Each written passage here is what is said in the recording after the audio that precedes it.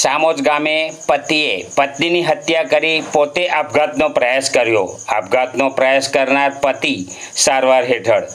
ભરૂચ જિલ્લાના જંબુસર તાલુકાના સામોજ ગામે પતિએ પોતાની પત્નીની હત્યા કર્યા બાદ પોતે પણ આપઘાતનો પ્રયાસ કર્યો હતો, જેના પગલે સમગ્ર વિસ્તારમાં ચકચાર મચી જવા પામી છે।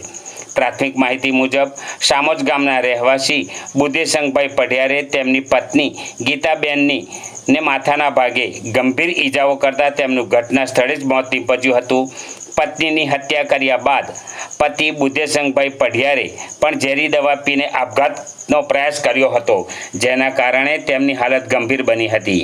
સમગ્ર ઘટનાની જાણ તાત્કાલિક ગ્રામજનોને થતાં તેઓ એકઠા થયા હતા અને ઈજાગ્રસ્ત બુદ્ધેશંકભાઈને સારવાર અર્થે જંબુસર હોસ્પિટલ ખાતે ખસેડવામાં આવ્યા હતા ને ત્યાંથી વડોદરા રિફર કરવામાં આવ્યા છે। સમગ્ર ઘટનાની જાણ વેળત પોલીસને થતાં પોલીસનો કાફલો પણ તાત્કાલિક સામોજ ગામે દોડી આવ્યો હતો।